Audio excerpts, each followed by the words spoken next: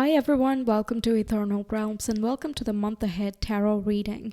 Make sure you check your sun, moon, and rising signs for a comprehensive view of the month. Additionally, I would recommend watching the astrology of the month ahead for your zodiac to get a different perspective of the month. While you will know the astrology in advance, through that video, I will also send you a reminder when the astrological events are near. All you have to do is subscribe, hit the bell, and you will be notified as the events occur. I occasionally post behind the scenes meditation guidance, quizzes, and polls, which you can check out for yourself. And it goes without saying that you will be notified when new videos are out, such as other zodiac readings and pick a card tarot readings too.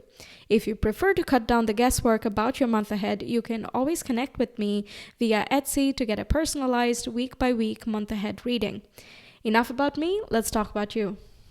Hi Sagittarius, Sun, Moon, and Rising. Welcome to your July reading. Let's get into it and find out what's occurring for you. So we have the first major highlight as the Lion, time to act. Next we have the Butterfly, which is a change for the better. And the third major highlight is the Forest, which says unclear thinking, muddled, unclear thinking. Okay. Let's see your tarot cards. We have the Five of Swords. Then we have the Six of Cups.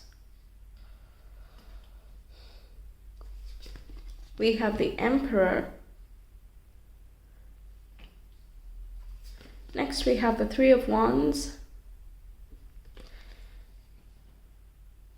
And we have the Strength, which is another lion symbol. And we have the Seven of Pentacles. Okay. And let's also see your oracle cards and then we'll get into it. We have inflow with money. We have creator alchemy. We have fierce serenity. Once again, a lion emblem, card number 8, just like the strength card. So you have strength coming up thrice, basically. And we have creator water. Okay, so this month, as we can see, the lion is the strongest symbol of all. Okay. And lions signify that, loyalty, generosity, also perseverance, strength, courage, and, knowing when to act and knowing when to rest and having that self-control to do that basically. It's also about expressing yourself. Like if you are stifling your words or stifling your desires, whether it is from yourself or other people, it's time to act on those things. It's time to know when, you can take action. Because what it looks like is this month, there is something that is being ignored at this time that brings you some sort of frustration or anxiety, internal or external, that is triggering you to make a change. It's not trying to, the purpose of it is not simply to hurt you, because what's the point of that?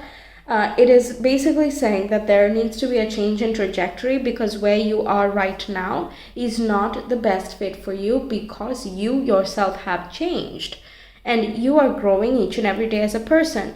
And it all comes in waves. That sometimes we just need to buckle down and learn perseverance. In that case, we are thrown different things in our lives where we just have to buckle down and keep going. Meanwhile, there are other times when we're like 1 foot out the door, we just don't want to be where we are right now. And there are opportunities that can come because the Three of Wands indicates, positive results coming from the efforts you've put in the past and connections that you've made in the past as well. They can be quite beneficial in helping you get out of a situation. So you can reconnect with your older company's network or your college friends maybe, and see where they are employed or what they are doing in life, and maybe you can get inspired from them. And just talking about things can refresh your mind as well. Three of Wands can symbolize travel too, and this can be going home or going to a childhood space where you feel a sense of nostalgia, and it leaves you feeling quite good afterward. As long as you're caring for your emotional well-being, I feel you are able to take action and you are taking advantage of these sticky situations or the unclear situations, let's say. The forest, the muddled, unclear thinking is literally the Five of Swords here. As long as you keep fighting with yourself or fighting with this circumstance that is already happening, it will just keep on giving you more frustration, and it'll just be like headache upon headache, and you just don't know what to do. There's this competitive environment, or someone in your workspace might always want to be saying the last word, and they want to be the winner all the time, or whatever the case is, right? But either that could be an annoying annoying vibe to have, because that's not always required. But I think you're like resisting from saying too much, because it might be, you feel it might be rude, or, it's just uncalled for, or you just like, well, who cares? They're not worth it. So I'm just gonna bite my time and just rest and relax. Okay.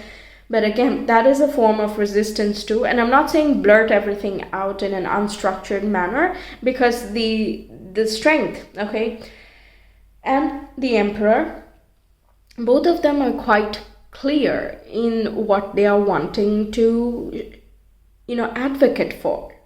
Okay, like they know what they're saying and they can be very structured. Whereas the energy that's coming in from your environment, of other people being a little bit, tattletale or, just annoying, they are not very structured in their way. They might think that they are very intelligent and all of that, but they might be ones who speak too fast or speak too much without thinking very well. And this can show in the work they produce or the documentation they do, if this is a workplace situation.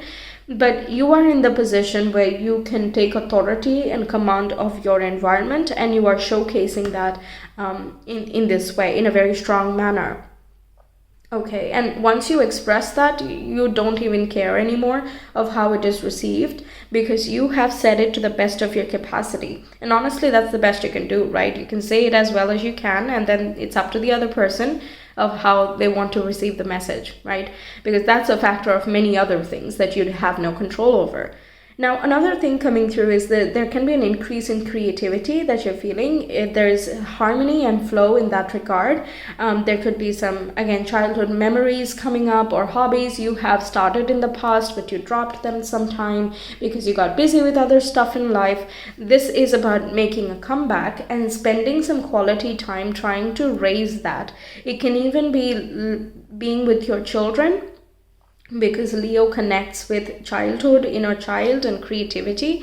So if you have children, you're spending some good time there, because the Seven of Pentacles can indicate like you're maybe gardening with each other, or like you go to I'm getting this image of going outside the city to some countryside and picking fruits, veggies, or planting something, or just observing how people work.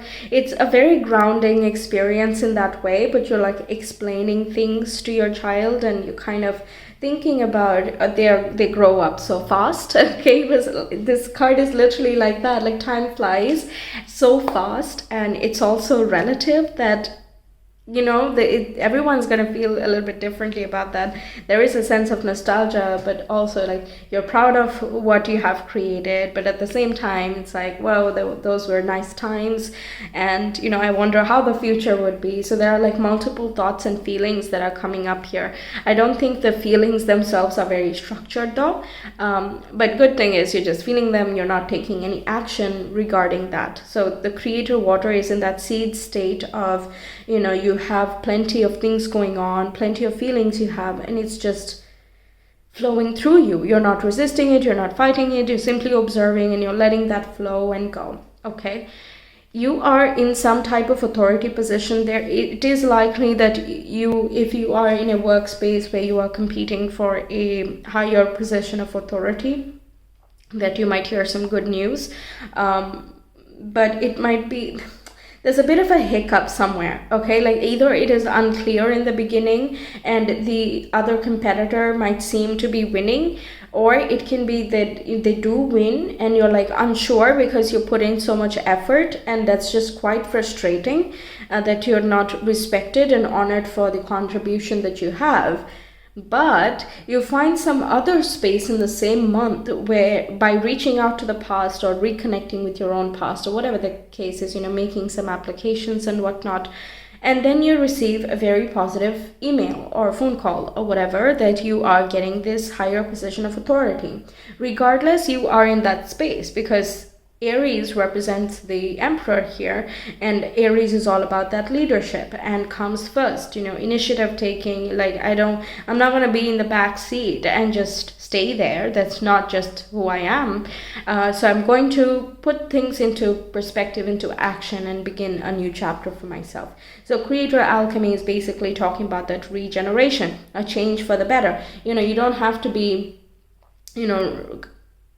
leading people who are actively trying to pull you down. Okay, let's say you get this authority position. Now you're going to be in charge of that competitor. Okay, and that might make everything quite unpleasant, and you would have to take on more in your mental space than you need to. It might not be very apparent in the beginning. That's why we have the unclear situations going on. But regardless, it's going to streamline towards the end of the month. And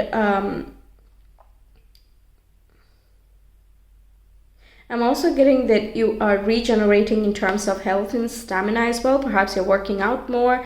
If you generally are dealing with frustrations and you're not up for any authority position, you're not looking for any authority position, this is about, you disciplining your own life, you're working out, and that's kind of releasing any pent-up frustrations. And that helps your body regenerate as well, helps you sort out your emotions, and brings you in an abundant state where you just don't care about your peripheral people and circumstances. You're doing you're minding your own business, and then you're just going along. So I love that fierce serenity as well. That's basically defining the strength card here, saying that you are calm, but you're also very strong in the way you present yourself. That's the whole structured, concise way of expression that was coming through earlier. There can be exes coming back, by the way, if you leave doors open, because the 5th house is getting activated for you. 5th house is about your romantic life as well, and people you've dated. And because we have the 6 of Cups, it's things from the past, right? So people from the past, if there have been like a lack of closure, or you're like reconnecting, there can be some flame getting ignited, but you're sort of like, okay, I don't know, I have to be like watchful in this situation. I should not reveal too much. And depending on where you want to be headed with that person, right? If you're not interested, then you don't want to give them the idea that you're looking for them specifically. So yes, I think something of that sort can come in. Okay, what else do we have for Sagittarius, please? Month of July. Mars, Aries, and the 6th house. Well, busyness at work as well. Even if competition or not, this is still about you putting in some effort towards your organization, efficiency, productivity, your work life routines.